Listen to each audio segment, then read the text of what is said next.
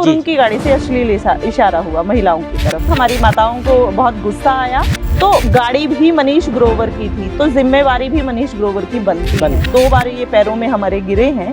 अब तो बेटे की गलती मानते हुए देखा गया है। एक बच्चे को हम क्यों शर्मिंदा करें, उसकी बात की गलती थी। चढ़ूनी जी को टारगेट किया जा रहा है। एक दिन हम बिखरते हैं तो अगले दिन हम मुट्ठी बंध के मजबूत होकर दोबारा से खड़े हो जाते हैं। ऐसा नहीं होना चाहिए कि आप खून खराबे का कोई ऐसा माहौल तैयार कर दो जो पिछली बार हुआ था। हम कोई मारेगा तो भी हम आगे से जवाब नहीं देंगे। जिस तरीके से आपने 8 महीने से शांति बनाई हुई है, उसी तरीके से आगे भी शांति बनाए रखें।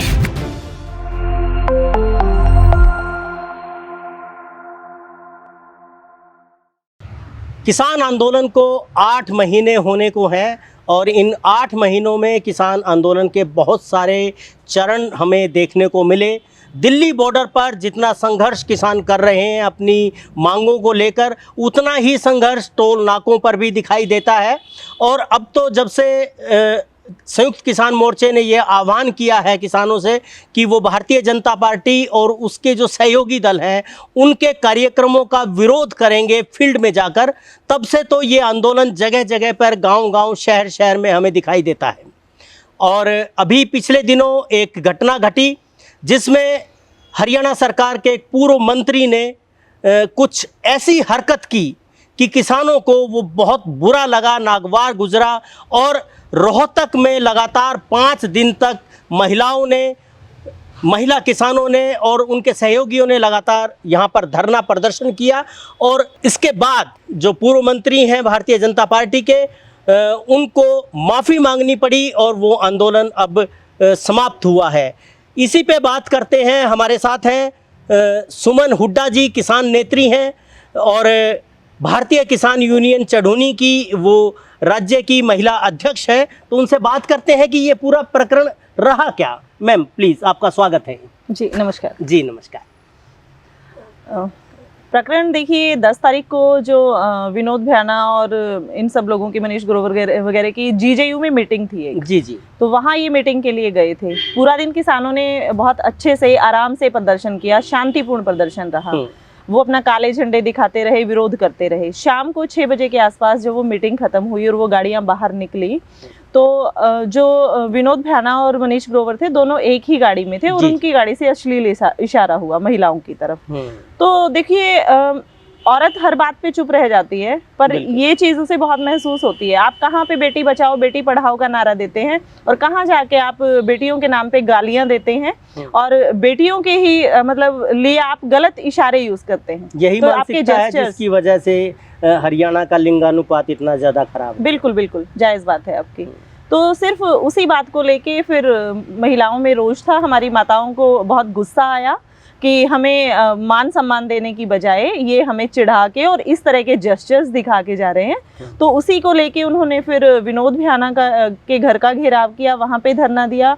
विनोद भ्याना ने गलती मानते हुए सामने आके और पूरे किसान समाज, पंचायत जो थी उसमें माफ़ी मांगी। जी जी। उसके बाद फिर जैसे पता लगा कि विनोद भ्याना जी की वीडियो से ही पता लगा कि उनके साथ मनीष ग्रोवर थे, तो गाड़ी भी मनीष ग्रोवर की थी, तो जिम्मेवारी भी मनीष ग्रोवर की बनती है।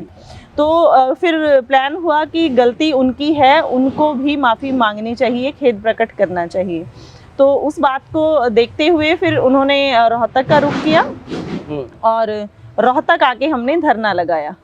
जी। जो रोहतक धरना था, जैसे हम पहुंचे यहाँ पे शांतिपूर्ण प्रदर्शन था, बैरिकेडिंग वगैरह थी जैसे हर प्रदर्शन में होती है। हाँ जी हाँ जी, बिल्कुल नॉर्मल शांतिपूर्ण धरना था। और यहाँ आने के 1 घंटे के अंदर अंदर विनोद, ये जो ग्रोवर साहब हैं, माफ़ी मांगने के लिए तैयार भी हो गए थे। बोले कि ग्रोवर साहब तो यहाँ है नहीं, उनकी तरफ से प्रशासन मैसेज लेकर आया कि उनका बेटा आएगा, वो वीडियो कॉल पे आपको बात करवा देगा और जो ग्रोवर जी हैं वो आपसे माफ़ी मांग लेंगे और उसके बाद जो उनका बेटा है वो आपसे माफ़ी मांग लेगा और इस मामले को हम पटाक्षेप करते हैं। बिल्कुल। पर हमारे समाज में ये देखा गया है कि बाप तो बेटे की गलती मानते हुए देखा गया है। एक बच्चे को हम क्यों शर्मिंदा करें उसके बाप की गलती पे। बाप की गलती जी। तो पंचायत का कमेटी का निर्णय यही था कि नहीं, गलती जिसने की है वही माफी मांगे, हम बच्चे को बीच में नहीं लाना चाहते।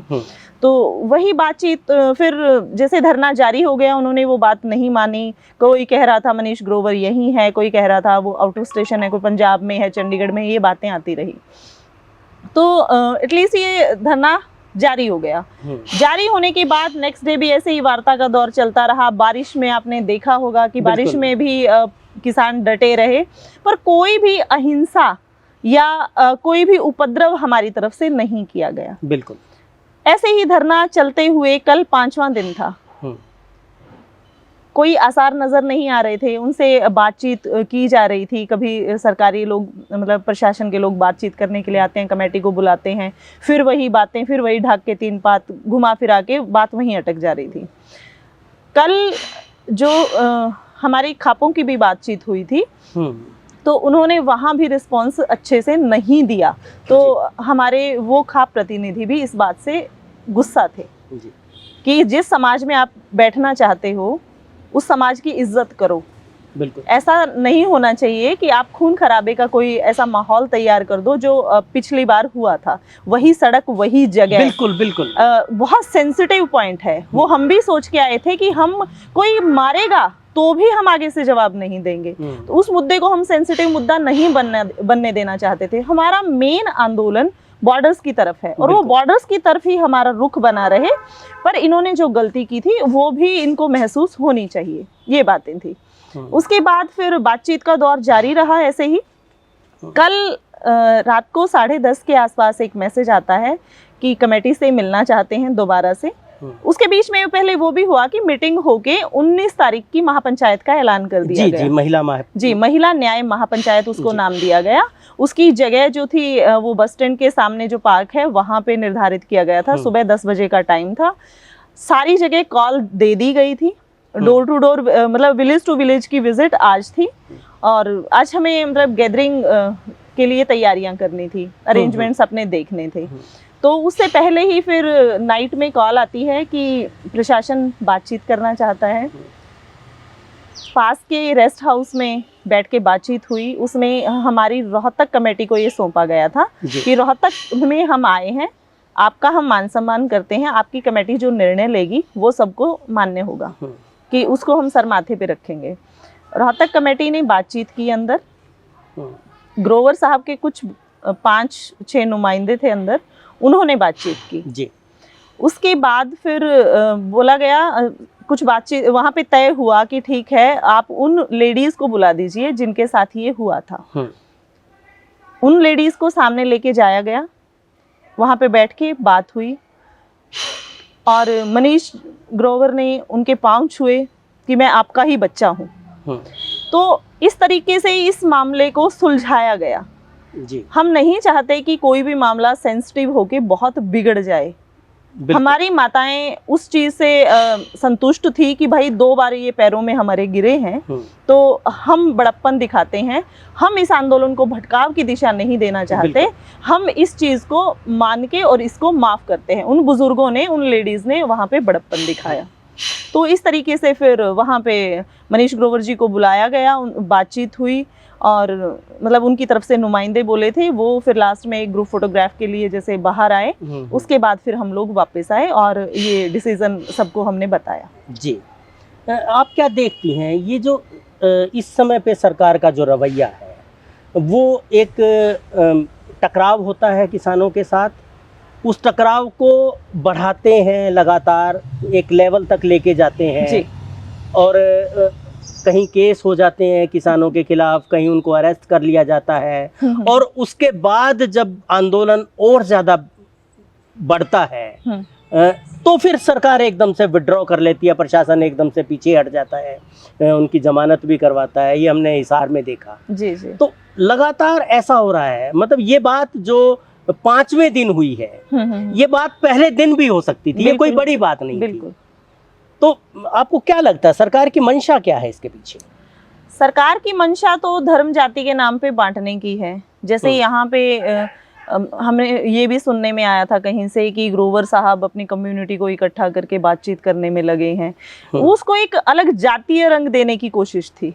पर हमारे साथ तो 36 बिरादरी खड़ी है, हमारे साथ वो समर्थन देने के लिए भी आए हैं। उन्होंने वहाँ स्टेज से अनाउंस भी किया है, खापों ने भी वहां से अनाउंस किया है कि हम आपके साथ हैं। तो इनका मेन मुद्दा होता है कि एक तो भीड़ को डाइवर्ट कर दिया जाए, कुछ उधर भागें कुछ उधर भागें, केस लगेंगे, लोग डरेंगे, दुबक के घरों में बैठ जाएंगे, आंदोलन के लिए आगे नहीं आएंगे। खासकर जो युवा बच्चों पे इसका असर पड़ता है वो बहुत ही बुरा होता है। उनके घर से फिर पेरेंट्स उनको निकलने नहीं देते कि नहीं भाई तुम्हारे भविष्य का सवाल है। जो पिछली बार हुआ था कहीं वो खौफ आज भी लोगों के दिमाग में है कि वैसा कहीं कुछ ना हो जाए।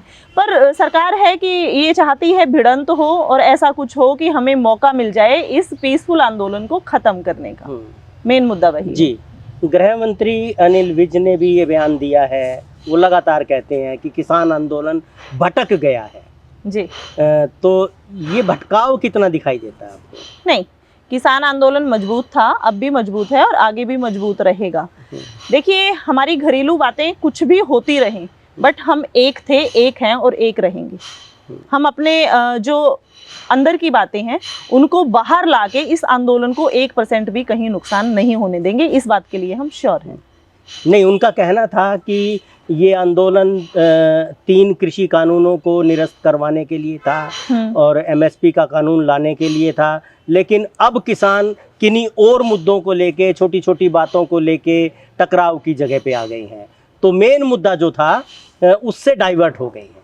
नहीं, देखिए मेन मुद्दा अब भी वही है जो पहले था। एमएसपी के लिए लड़ रहे हैं हम, 3 कृषि कानूनों के लिए लड़ रहे हैं, पर आप देखेंगे कि उन कानूनों में भी अमेंडमेंट की गई है। तो जो हम एमएसपी के लिए पहले लड़ रहे थे उसी एमएसपी के लिए अगर आज हम एग्री होते हैं तो वो हमारे लिए लॉस भी है। 8 महीने हो चुके हैं, इन 8 महीनों में सरकार ने बहुत कुछ बदला भी है और सिचुएशंस भी बदलती रहती हैं, लोगों की ज़रूरतें भी बदलती रहती हैं। तो अगर कोई चीज़ बीच में आ जाती है तो हम उस चीज़ के लिए भी बातचीत करते हैं, खड़े होते हैं। इसका मतलब ये नहीं है कि हम मुद्दों से भटक गए हैं जी। एक भटकाव जो लगातार मीडिया में है, वो राजनीतिक हलकों में भी दिखाई देता है जी, वो है कि किसान नेता बहुत सारे मुद्दों पे एक मत नहीं है। अभी एक खबर फैली है कि चढ़ूनी जी को 1 हफ्ते के लिए किसान मोर्चे से बाहर किया गया और जो किसान मोर्चे की मीटिंग हुई और वो नहीं चाहते कि ये मुद्दा राजनीतिक हो, जबकि आरोप ये लगाया जा रहा है, बीजेपी भी इस आरोप को समर्थन दे रही है कि चढ़ूनी जी राजनीतिक फ्रंट पे आना चाहते हैं, इलेक्शन लड़ने की मंशा है। तो इस तरह की कुछ बातें आ रही हैं जिसकी वजह से जो आंदोलन है वो अपनी मूल जगह से कुछ भटक नहीं रहा। बिल्कुल नहीं भटक रहा है। चढ़ूनी जी को टारगेट किया जा रहा है। एक स्ट्रॉन्ग पर्सन है, जहां खड़े हो जाते हैं वहां फैसला करवा के ही उठते हैं, ये उनके लिए फेमस है और आपको भी पता है कि ये सच है। अब अगर चढ़ूनी जी को उन नेताओं के बीच में से टारगेट करके, प्लान करके हटा दिया जाता है, मेन बात है संसद कूच का मुद्दा उठा हुआ है। संसद कूच का मुद्दा किसने उठाया? चढ़ूनी जी ने उठाया था। संसद कूच से इस आने वाले जो मॉनसून सेशन है इस पे बहुत असर पड़ने वाला है। तो वो उससे पहले ही कुछ ऐसा भटकाव या कुछ ऐसा करना चाहते हैं कि माहौल एकदम से बदल जाए। अगर चढ़ूनी जी को आप साइड करते हैं, हरियाणा उनके साथ टूटता है, बिल्कुल अपने नेता के साथ हर कोई खड़ा होता है, ठीक है। उसके बाद जो पंजाब की तरफ करने का टारगेट किया जा रहा है, जैसे सिरसा की तरफ डाइवर्ट करने की कोशिश हो रही है, वो चीज़ें भी हो रही हैं, बट ऐसा कुछ होगा नहीं। हरियाणा में अगर हरियाणा के लोग टूटते हैं, सरकार की मंशा के अकॉर्डिंग टूटेंगे नहीं, वो चाहे कितना भी जोर लगा लें, बट सरकार की प्लानिंग क्या है कि ये लोग टूटें, ये लोग पंजाब को सपोर्ट देना बंद करें, क्योंकि पंजाब हरियाणा के हिस्से में और वहीं पे मजबूत होकर बैठा है, जिनको हम ज़्यादा से ज़्यादा फैसिलिटीज़ हरियाणवी लोग प्रोवाइड करवा रहे हैं। बिल्कुल हरियाणा के सहयोग से ही वो वहाँ पे जमा हुआ है। अगर हरियाणा वहाँ से टूटता है तो पंजाब के लोग टूटेंगे और इस आंदोलन में भटकाव होगा। तो ये सिर्फ इनकी प्लानिंग्स हैं कि इनको भी अलग कर दो, जो मेहनत कर रहा है, जो चीज़ों को संभाल रहा है, सख्ती से डिसीजन ले रहा है, उसको भी तुम खत्म कर दो। तो सिस्टम के तहत ये सब चल रहा है, पर जनता है, सब जानती है और समझती है। भावनाओं के साथ खिलवाड़ इस बार सरकार नहीं कर पाएगी। आपको क्या लगता है कि किसान मोर्चा इलेक्शन में उतरेगा? देखिए, किसान मोर्चा अगर इलेक्शन में उतरता भी है तो क्या बुराई है? चौधरी छोटू राम जी अगर इलेक्शंस में नहीं उतरते, नेता नहीं बनते, तो वो बदलाव नहीं कर क्या आज बदलाव आता? बिल्कुल सही है। अगर अंबेडकर साहब संविधान नहीं लिखते, वो राजनीति में नहीं उतरते, तो क्या बदलाव आता? तो बहुत सी चीजें हैं, सोचने वाले के लिए पॉजिटिव नेगेटिव अलग अलग फेज हो सकते हैं, पर अगर हमारे यही किसान भाई कल को आगे जाके पार्लियामेंट में बैठते हैं तो हमारे लिए खुशी की बात होगी। और ये मतलब जो मुद्दों के लिए लड़ रहे हैं, जो जमीन से जुड़े हुए हैं, वो लोग जाएंगे तो हमारे लिए फायदा करेंगे। जिन लोगों को पता ही नहीं कि खेती किसानी होती क्या है, उनको उन्होंने मंत्री बना के वोट दे के वहां पे सिर पे बिठा दिया है और आज वो उन्हीं का सिर फोड़ रहे हैं। तो उनको गद्दी देना जरूरी थोड़े ना है कि हर बार उन्हीं को गद्दी दी जाए। वो भी अपने शपथ पत्र में खुद को किसान लिखते हैं। लिखते किसान है, पर उनको उतार के ग्राउंड में पूछिए तो कि ये क्या है, फसलों का नहीं पता उनको, मौसम का नहीं पता, कुछ भी नहीं पता। तो सिर्फ बोल देने भर से कोई किसान नहीं हो जाता है। किसान बनने के लिए मेहनत करनी पड़ती है, जमीन से जुड़ना पड़ता है, और अगर जमीन से जुड़े हुए लोग पार्लियामेंट तक पहुंचते हैं तो बदलाव जरूर आता है। बिल्कुल आता है, और ये होना भी चाहिए। लेकिन इस पे मतभेद जो किसानों के बीच में, मुझे लगता है कि वो किसी तरह से एक मत होना चाहिए और लोगों तक एक स्पष्ट मैसेज जाना चाहिए कि क्यों और कैसे जी ये सारी चीज़ें आगे बढ़ेंगी। चिंता मत कीजिए, ये भटकाव की जो कोशिश की जा रही है, भटकाव होगा नहीं। 40 नेता पहले भी एक थे, आगे भी एक रहेंगे। जो अंदरूनी जो फैसला हुआ, मेरे ख्याल से उसमें ये रखना चाहिए था कि अंदर उनकी कोई भी बात हो उसको वहीं का वहीं रख लें, अपने सॉल्यूशंस वहीं कर लें, पब्लिक में वो मैसेज नहीं जाना चाहिए था। तो बाकी देखिए, वो समझदार हैं, जो करेंगे सोच समझ के करेंगे और देश हित के लिए, समाज हित के लिए करेंगे। एक चीज़ और है, शुरुआत जहाँ से हुई थी, जो 40 लोगों की यूनिटी की बात आ रही है, वो ये था कि ये एक संगठन है। और पिछले दिनों में जो देखा गया, वो लगता है कि ये सरकार की मंशा भी हो सकती है, योजना भी हो सकती है, और हमारी कुछ कमियां भी हो सकती हैं कि आंदोलन व्यक्तियों के आसपास ज़्यादा सिमटता जा रहा है, वो व्यक्ति विशेष होता जा रहा है। वहाँ चढ़ूनी जी एक आइकॉन की तरह से हैं, या टिकैत जी एक आइकॉन की तरह से हैं, या दूसरे तीसरे आइकॉन बन रही हैं अलग अलग। जी। तो आपको क्या लगता है कि इससे क्या फ़र्क पड़ने वाला है आंदोलन पे? देखिए, इसमें हर नेता मतलब हर किसान आगू जो है, वो अपने एरिया में बढ़िया काम कर रहा है, तो वो लोग उनकी सुनते हैं, उनके साथ जुड़ते हैं। जब जुड़ाव होता है तो किसी जगह जब मजबूत होके खड़ा होना पड़ता है हमें, तो हमारी पूरी कम्युनिटी वहाँ पे खड़ी होती है।